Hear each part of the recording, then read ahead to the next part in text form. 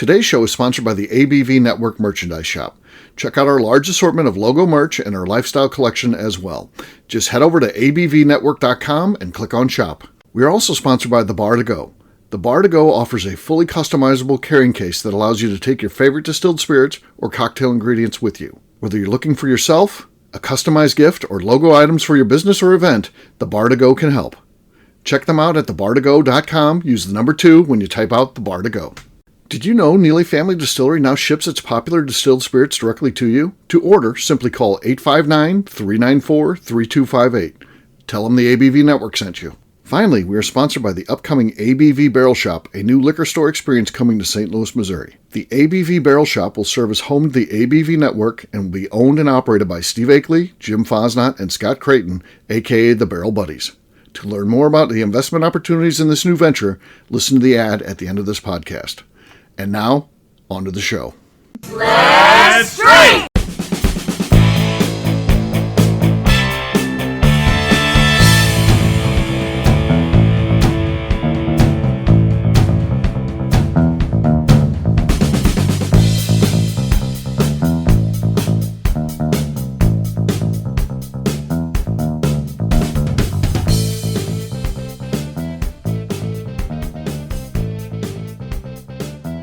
Welcome to the Bourbon Daily, the podcast about everything bourbon delivered to you every day of the week. Today on the show, we will debate the appropriateness of the name microwaved ribeye for a new rapidly aged bourbon. Perfect. My name is Miss Beka Sue. Please join me welcoming my co-host, Steve Akeley, along with our special guests, Cailee Baker, Katie Joyce, and Jim Fosnot. Hey, gang, what's up? Howdy. Hello. Hey, so I don't know. This is an idea I came up with. Microwave ribeye. I think that says a lot.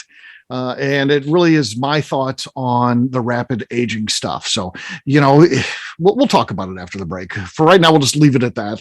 Jim, what do you wanted to talk about, though? There's something you said you had burning, a pressing question. What is that? Oh, it's pressing. It's been on my mind for weeks here, Steve. Okay. Just watching TV here lately, and I hear people talking about shows. I just want to know what you think, like the most overrated TV show. Not necessarily now, but it could be now. It could be something from when you're younger, but that everybody else love, but that you don't get. Like, it's not your thing. Yeah. I'll say this. There's nothing redeeming to me about this show. And a lot of people like it and continue to like it to this day. And I don't understand it. I don't think it's particularly funny. I don't think it's well written. I don't like the individuals that are on the show. So everything kind of works against it for me. And that's the show Friends. I don't think there's anything funny about that show. People do love it, though. I'm with you on that. I love it. Yeah. People love it. I don't understand. It's just not, and I've tried, I watched it, and I don't know. It's not anything. I could write a TV show better than that. And I am confident in that. And if they want to pay me to do so, I'd be more than happy to do it. And we'll have a hit show. It'll be better than Friends. That's going to be the name of it. Better Than Friends. More than Friends. More than Friends. So that's mine. And again, Seems like slightly maybe inappropriate show. More than Friends. More than Friends. Yeah, true. Oh, that's what they were on that show as well. Exactly. That's true. Yeah. What about you, Katie? Is there a show that stands out that a lot of people like, but you just were never a fan of? So I'm usually pretty easy on TV shows and movies. Like anything mildly entertaining is good for me. But there was a movie recently, Promising Young Woman. It had a whole bunch of buzz and interest around it. And I think it even got like some awards for things. And I hated it. I thought the directing was horrible. There were many scenes where like it just felt awkward and like things didn't go together right. And even just like the camera angles and the way the actors were doing things, it like took me out of it so much. And I'm a person who like very quickly will just get lost in a TV show or a movie. Right. So we're like, I can't watch scary stuff because I can't enjoy it of like, oh, I'm watching a scary movie and this is thrilling. I like put myself immediately into any show or movie that I'm watching. And so I have to watch like happy things. Typically, I can't watch like anything too serious or stressful. But in that, there were many times that it pulled me out of it where I was like, the directing is horrible here. Like, what's going on? But people just raved about it. I liked the storyline itself. But I was really disappointed in it. And that's the first one that came to mind, because it's not very often that something actually rubs me the wrong way on TV shows or movies. I'm usually a pretty easy watch. Okay. All right. Cailee, how about you? Anything that a lot of people like that you don't? A lot of people like crime shows. Like I like crime shows, but I don't really get into them hardcore, you know. Mm-hmm. So I stick to the type that have like a storyline and that I can follow and stuff like that. So but I don't know. I don't really watch TV too often. I kind of stick to my like NFL on, you know, fall Sundays, and I stick to watching like Golden Girls when Betty White dies, and, you know, things like that. I kind of circle back to the same TV shows pretty often. So I guess I'm kind of boring in that sense. I don't really watch a whole lot of new TV shows. Well, it sounds like you should be able to answer a lot then. Because if you liked a lot of shows, then you would be able to watch it. But you're opposite. You don't really like TV. So I assume there's a lot of shows you don't like. There's a lot of shows I don't like, but there's a lot of shows I do like. I mean, I'll watch The Office. It's so tough. Sometimes it's you're just trying to help, and you can't even help. Yeah, and like Parks and Rec, I love Parks and Rec. If you've seen Parks and Rec and you're not a fan, like there's something wrong with you. Like, yeah, I had to give that one 2 goes as well. I didn't like it the first time I watched it, the first few episodes, and I had to come back to it later. Give it a little bit more of a try, and then gotta give it some time. That's like our show. I feel like the Bourbon Daily's like that. You can't come on here one day and be like, "Oh, this show's great." No, I don't think you'll like it the first time you listen to it, because you don't know the personalities. Yeah. Sometimes you just got to give it a second go. The second go is sometimes the best go. All right. I don't think we got really any answer out of Cailee, but we'll move on for the spirit of time. Miss Beka Sue, you said friends with me. Do you want to leave it at that, or I want to give you an opportunity if there's something else you wanted to say? I have numerous. Okay. For one, New Girl with Zoe Deschanel. Oh yeah. Wait a second. Horrible show. No. Don't at me, Cailee. Terrible fucking show. We'll fight about this in person. How I Met Your Mother. Horrible. Oh, I love that. She's just like breaking hearts over. Cailee knows all of these. There's the person who doesn't watch TV. Now, Cailee, by the way, is so far. What's the one with the nerds and the hot chick? Oh, Big Bang Theory. Yeah. Big Bang Theory. That's bad. That's a bad one. Hey, by the way, her name is Cailee. Yeah, well, I thought it was Penny. I thought it was Penny. No, Penny in the show. Cailee Cuoco. She's her name is Cailee. Absolutely love her. Grey's Anatomy and Roxanne. I agree with Beka. All those are terrible. All those junk TV suck. Yeah. They all suck. At least Beka and I, we definitely have the same taste in shows. Maybe. Me and Steve, we're watching Seinfeld. We're watching good shows. Steve, did you watch Frasier? Yeah, I watched Frasier too. I like Frasier. Frasier, right? Yeah. Frasier's good. Frasier was good. Who has been binge watching Golden Girls since the tragic day? Another trash show. No! I agree. It's too soon, Beka. It's just firing shots left and right. Her birthday is tomorrow. I don't care. Do you realize guess what? Her 100th birthday is tomorrow. As we record this, this show doesn't come not out February 15th. Yeah. Let's be clear. Her 100th birthday was going to be tomorrow. It's no longer. Yes. It's no longer. No. Oh my God! That's another show that I will. You didn't have to correct me like that, Jim. Come on. Okay. All right. Jim, you asked the question. Jim would be the guy I wouldn't think would watch a lot of TV out of all the group here, but I really don't. But the one that everyone used to watch, this is going back a few years, that I don't understand, can't stand, was with Kiefer Sutherland, 24. Oh yeah. And it's the concept of it. Like every episode was an hour, but he would drive across LA and do something. No, the whole show would be him in the car for 1 hour. There's the show. He's in the car. That's he literally couldn't get where he's going in an hour's time. So that show just pissed me off from that. Unless it's all happening in one building, great. But he couldn't get across town in the episode of one show. And it's all, they always have the countdown sound on it too, just the timer. Yeah.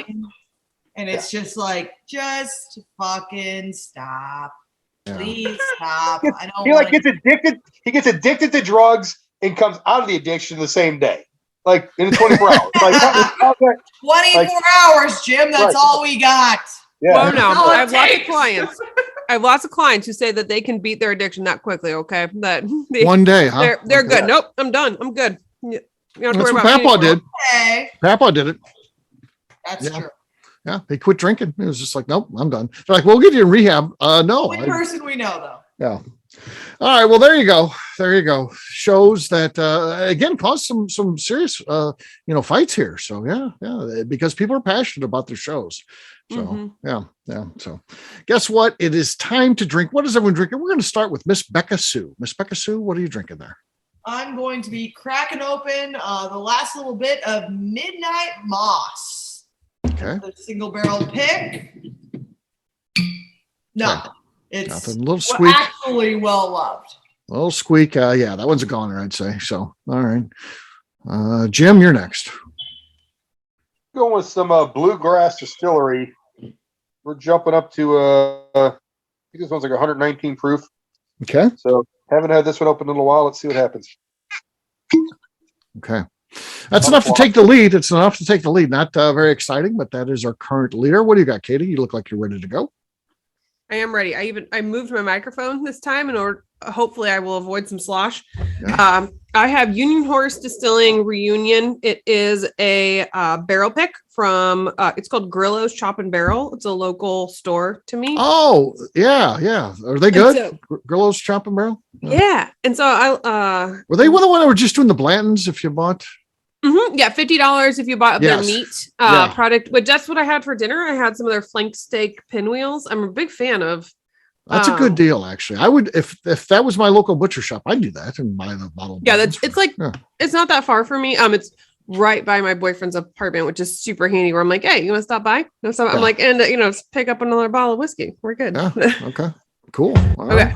Let's hear this. Here we go. Quiet on the set. Oh, there you go. There you go. Finally. That's what we've been Grillo's is looking coming for. through. Grillo's came through. All right, Cailee, what do you got? I've got some Coppercraft Distillery straight bourbon. It's a blend of straight bourbon whiskeys. Excuse me. Okay. Here we go. Let's see. I've been drinking on this tonight, so I'm not very excited for this cork pop, but we'll see. All right, let's see what we got. Yeah, she only Yeah, brought not 4 a whole bottles, lot. which was a mistake for Yeah. for pre-gaming and then going into shows. Yeah, you want to have more than 4, so because we're doing 4 shows. Don't worry. I have a brand new bottle ready for the next show. For the next one, okay. All right.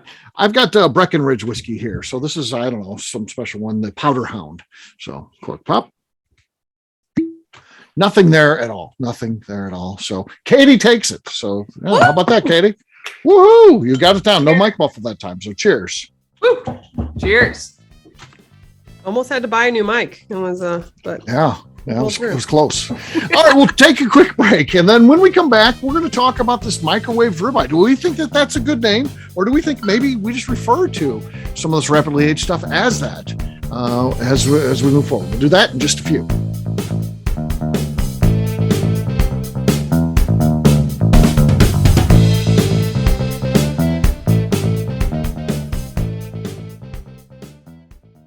Hello, this is Steve Akeley of the ABV Network.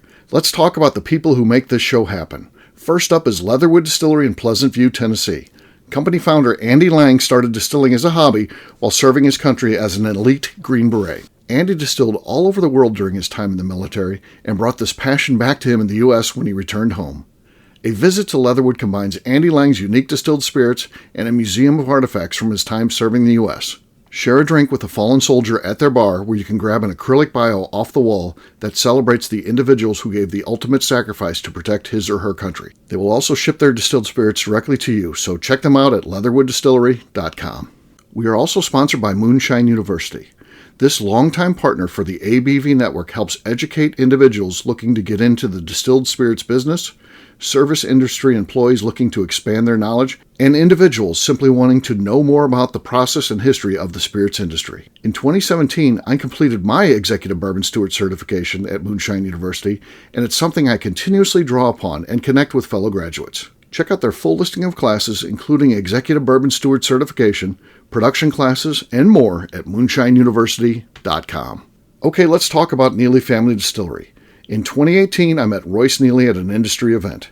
He started appearing on our shows, and we became friends during my frequent visits to Kentucky. Today, he's leading the way for young distillers making their mark on the bourbon industry.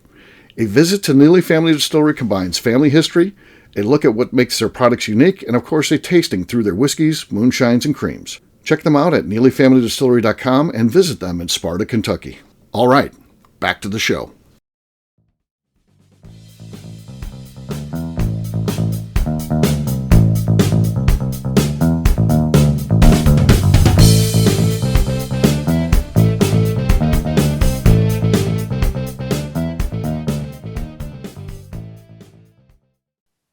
Hi, this is Mr. Bill. You're listening to Bourbon Daily. Welcome back to the Bourbon Daily. Today we're talking about microwaved ribeye. Yes, we are. Here's a fact. You can rapidly age whiskey. You can do that. It's possible. You can make it where it's still even called a bourbon. You can meet all the qualifications to do that. And you can even get it where it has some notes. I think they're awkward and weird, but you can get it where yes, it can fool some people. But that being said, you can also microwave a ribeye, which I think is the king of steak cuts. I think it's the best cut of steak. People may disagree with that, but I think it's the best. And you could microwave that there. You could cook it in a microwave. It would be fully cooked. You wouldn't get yourself sick or anything like that. You can, just like they can rapidly age a whiskey, you can do the same thing by rapidly cooking that microwave ribeye. But is that really the right way to go? If you had to stand back and ask a culinary expert, is the microwave the way to go with a ribeye? What do you think they would answer? Steve, Yes. I would like to start off this entire discussion. If you could explain to the audience what exactly rapid aging consists of, if you could. Well, there's different ways to do it. So different ways, but at least explain one or two ways so the audience knows if they don't know what rapid aging is. Yeah. So that they kind of understand it. Yeah. I mean, there's different ways to do it. So the old way, how do you make whiskey? It's the ingredients, the corn and whatever, and water and yeast and time. Really, you put it in a barrel and then you wait until it is matured. It's gone, seasons in and out of that barrel.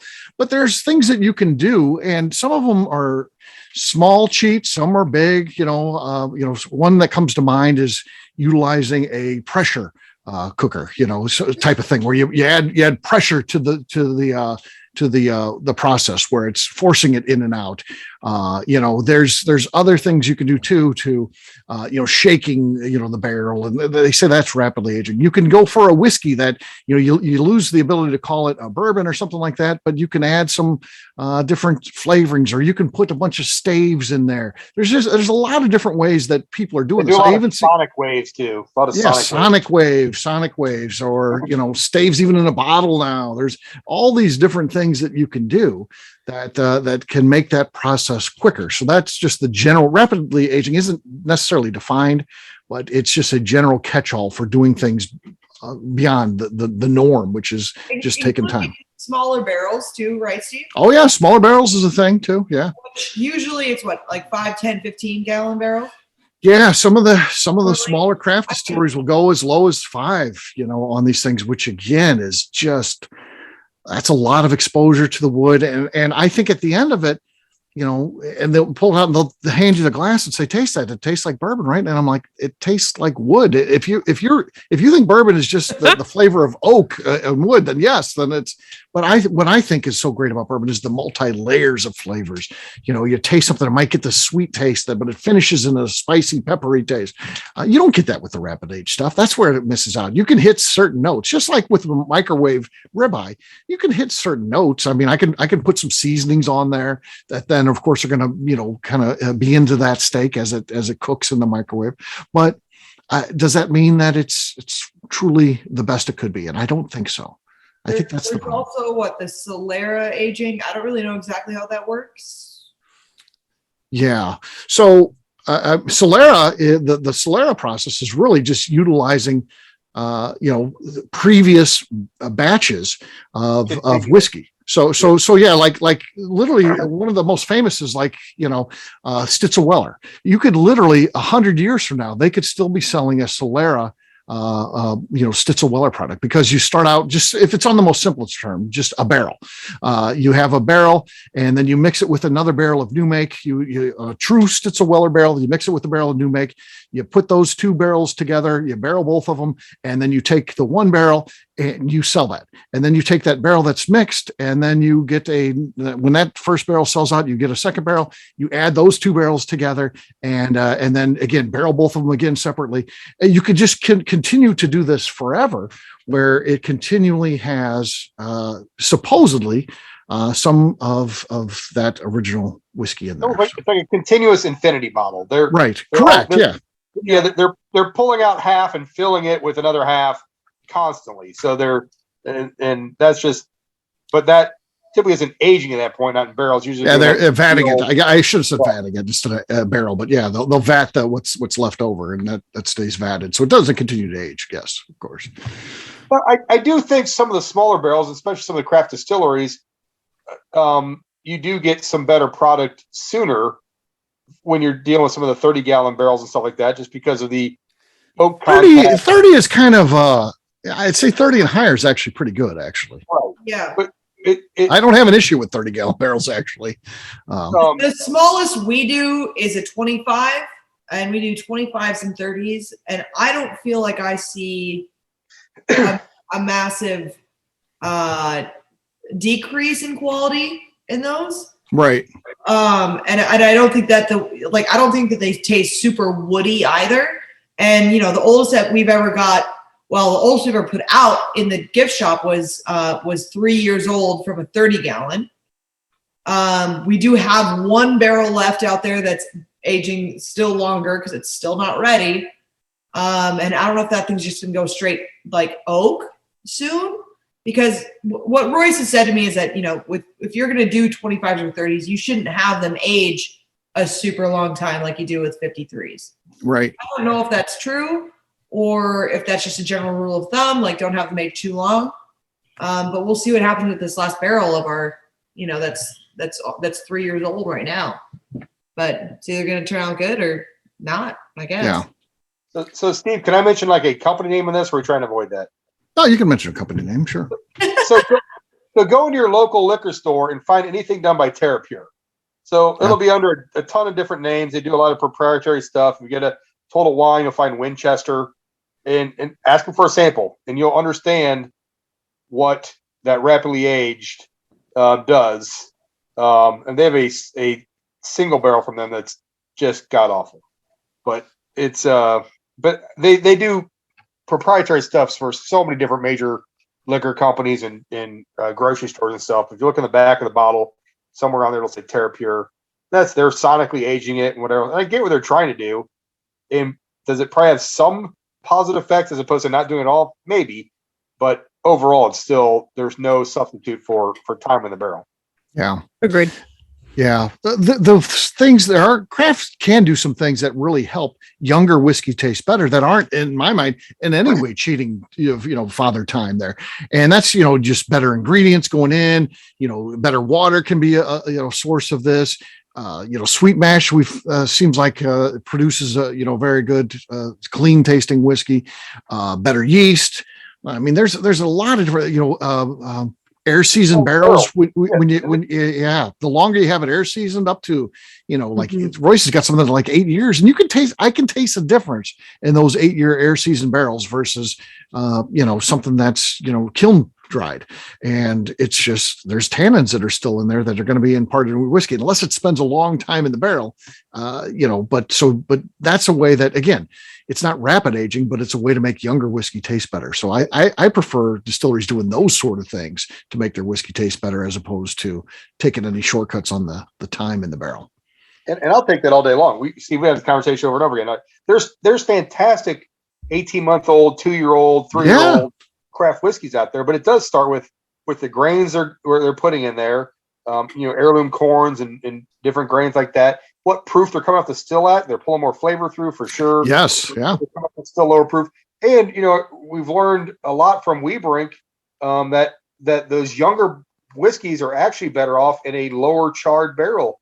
Yes, you're not trying to filter anything out at that point.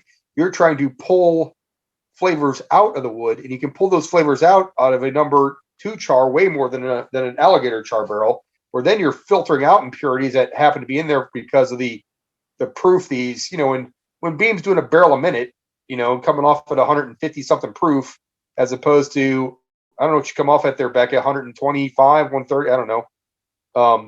No, like 110, I think. So you're coming off at a way lower. Yeah. Off the still, we're usually sitting at 140-ish, 142. So you're pulling a lot more flavors through at that point. And so at that point, you're not trying to filter anything out. You're trying to pull the vanilla notes and the butterscotch notes out of the wood, the toasted or the lightly charred. And those are the things that can help rapidly age craft whiskeys without doing the other crap that we're talking about. And so like what you're just saying, so we pull it off the still like 140-ish, but we proof it down to, I think that a big thing, like if you're going to do a smaller barrel, I think that you need to do a barrel entry proof around 105 to 110, because if you do a 125 in that smaller barrel and you're planning on pulling it out around 2 years, it's not going to taste as good because you don't have as much, water going out into it to pull in those nice sweet flavors. I think that you need to do a lower barrel entry proof if you're going to try and pull it off the, out of the rick house a lot earlier. Yeah, a lot of those, opinion, are water soluble, so they come out with more water as opposed to alcohol. And yeah, so I would say that if you want something ready out of a 25 or 30 gallon barrel, like you need to have it at a lower barrel entry proof. Yeah. Because in that water too that's in there is going through the same process that the alcohol is going through. It's going in and out of that wood, as opposed to going through that entire process and then adding fresh water in there, basically. So that hasn't spent any time in the barrel. Yeah, exactly. I think that's just ruining everything. If you're adding in water after the fact to cut it down, then like you're watering it down. Right. Watering it down is a term for a reason, right? Yeah. That's the dumbest thing I've ever heard. Just don't enter it at a high proof, because now all of a sudden, guess what? This tastes great at what it's at. But if I added the same amount, like if I added just a dropper of water in here, this is not going to taste good because it's going to be watered down. Just like it would, like if you put it in at 125, it proofed up to like 127 after 2 years, and then you add in a ton of water. It's not, it's going to just taste like alcohol. It's not going to taste like anything sweet, flavorful. Once again, but again, that's a huge difference between what craft can do and what the big guys can do. Because if you think about it, if you don't add that water in up front, that's less barrels you got to buy, because of course there's less volume being produced, and then you can get it to whatever proof you want after the fact. But again, back to Beka's point, you're just then adding in that water that's just literally watering it down. You're adding in water that hasn't gone in and out of the barrels, hasn't done that process. But again, craft can do that because, if Royce looks at his production and says, I got to buy 10% more barrels this year, that's still an expense. And I'm not downplaying that. That's costly for him. But if Maker's Mark or Jim Beam has to buy 10% more barrels in a year, that's a big check to write. By anybody's stuff. Yeah. When you're publicly held or a big corporation, it comes down to efficiencies. Right. And that's what they're doing. It's how efficient. So they want to come out at the highest proof they can, put it in at the highest proof, and then deal with it afterwards. And that's why their stuff needs to stay in the barrel longer to taste. Exactly. I would bet you most major brands, if you're taking in the big guys out at 2 years, as opposed to the quality craft guys at 2 years, I would bet you the quality craft guys taste significantly better at the 2 year mark than. Guarantee it. Yeah. There is no doubt in my mind that you are correct with that, Jim. Yeah. I think the big difference is that whether you're doing the rapidly aged because you're trying something new and you have these ideas of let's try something different, see what it does with the flavors, which is great. I love the new ideas. And I mean, if we didn't have new ideas like that, especially in the aging process, we never would have had ocean aged with Jefferson's so I like that True. thought process of a rapidly aged of how can we do this different to get different flavors out of it. But I think the efficiencies part, like Jim said, is where it goes wrong. That someone sees rapidly aged and they're like, well, this just means I can get whiskey ready for bottling faster, which is cheaper for me. And that's where you're just ruining it at that point. Exactly. If you think you can take, especially the other formulas and other scientific plans of what you've done for slow age and regular and just apply that to the rapidly age, it's going to be a nightmare every time. And just because you tried it doesn't mean you should put it in the bottle. But I see some companies that, in my opinion, they're like, well, we tried it, so we're going to sell it. I'm like, yeah, but you really shouldn't. Exactly. Well, so there you go. I've seen a class where we could actually microwave ribeyes and do it with and pair them with rapidly aged whiskeys and see how that works out. That'll be a thing. I wonder how many people sign up for that. If you'll microwave meat, if you'll microwave whiskey, it's like the same thing. Yeah. So there you go. All right. Well, we'll wrap this one up as we always do by talking about where people can find us. Cailee, we'll start with you. Where can people find you? Trying to get this out before I have another hiccup because I'm at that point of night. But you can find me on Instagram at Cailee O Baker or at the Bourbon Bakers. And damn, I did it. Good job. Katie, how about you? You can find me on Instagram at Katie Proof. All right, Jim. You can find me on Facebook at Jim Fazat or on Instagram at FazJim, FAZZJIM. All right, Miss Beka Sue. You can rapidly find me at Twitter and Instagram at Miss Beka Sue, 1K, no C's. Yeah, I'm rapidly aging, that's for sure. For me, I'm an easy guy to find. I'm at Steve Akeley on Twitter, Instagram, or Facebook. I've got a website, steveakeley.com.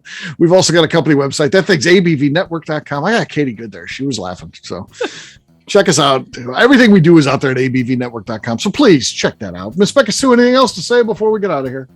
I'd just like to remind the audience to please give us a 5-star review that includes comments. It helps when people find the show, which is very important to us. If you like what we're doing, we ask you please visit our Patreon page at patreon.com/the ABV Network. Great job today, gang. Finance will have a brand new show for you tomorrow. Looking forward to that. Until then, take care, everybody. See ya. Bye. Bye-bye. Bye. See you later. Bye. Peace.